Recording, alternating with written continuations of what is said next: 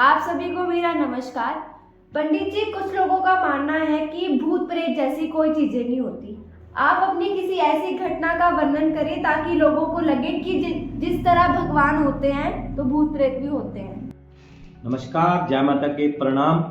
आज आपको जो है हम कहानी कथा और ये बहुत ही मतलब कि सच्ची बात सच्ची घटनाओं की बातें बता रहे हैं।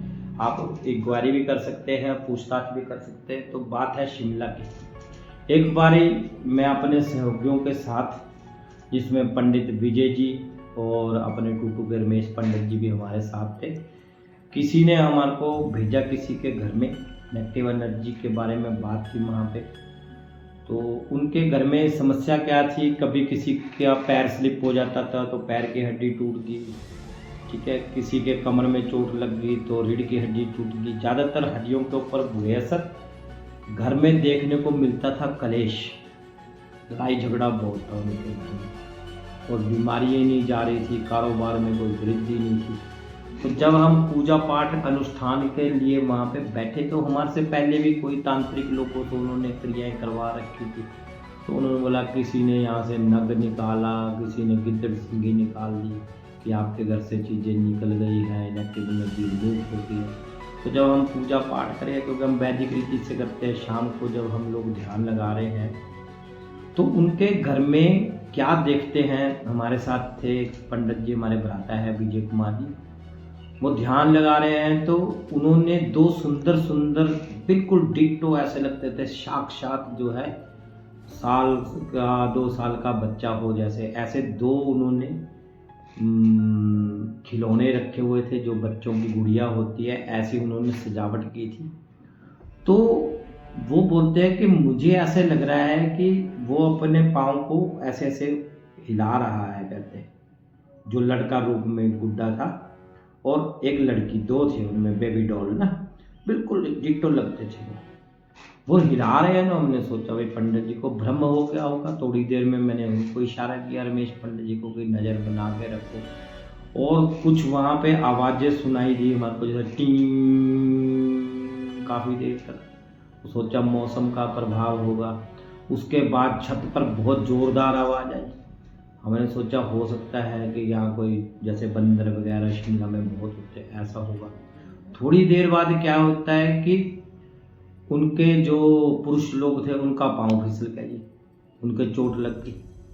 तो घटनाएं साथ साथ जुड़ती जा रही थी। तो उसके बाद जो है रमेश पंडित जी को अचानक से घबराहट होने लगी और उन्होंने इशारे में घबरा के मुझे मेरी तरफ इशारा किया। मैंने बोला क्या हो गया? तो उन्होंने बोला भाई पंडित जी ठीक बोल रहे हैं, वो गुड्डों की टांगों को गुड्डा हिला रहा है और हमारे को देख के ऐसे ऐसे कर रहा है। तो मैं आसन से उठा, मैंने देखा, मैंने कहा इसमें कोई ज्वाइंट नहीं है, टांग हिल नहीं सकती, गर्दन घूम नहीं सकती, ये तो स्थिर है।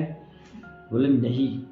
फिर मैंने अपने आप से जो है अपने गुरु जी के जो है मंत्र उनके ऊपर जब लगाए तो आप हैरान होंगे, उसमें भी जो है कहीं से किसी ने उनको मासूम, यानी कि जो कोई उसको 1.5 फुटिया भी बोलते हैं, कोई कच्चा पक्का कलवा बोलते हैं, तो उनके घर में कलवा बना रखा था।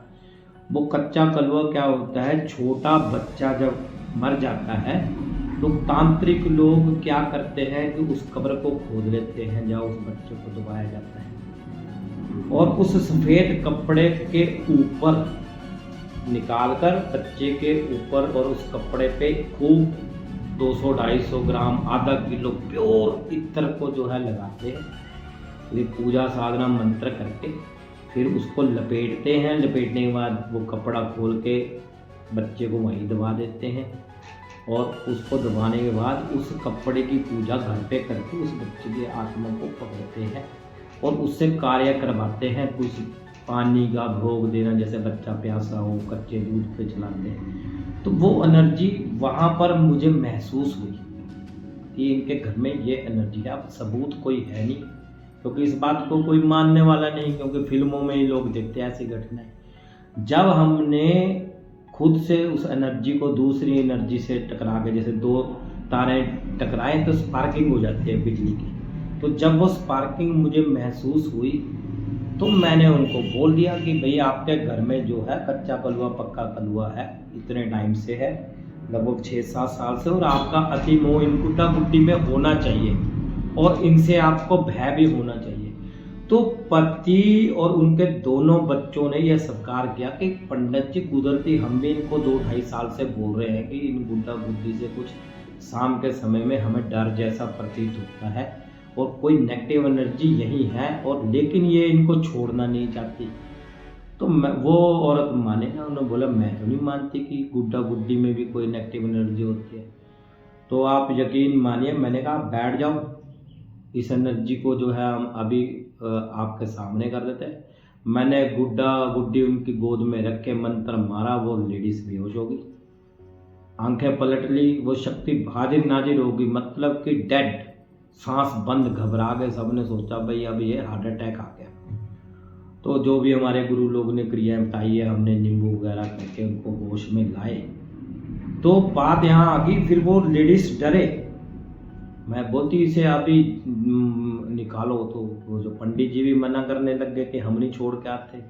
दूसरे पंडित जी मना, बड़ी मुश्किल से उनको मनाया, तो उनको जो है किलित करके अच्छे से उस कलवे को उसमें ही गुड्डा गुड्डी में प्रवेश करवा के उसको किलित करके उनके पीछे मसान का पहरा लगा के महाकाली को जागृत किया और उनको जो है एक विशेष जगह पे छुड़वाया।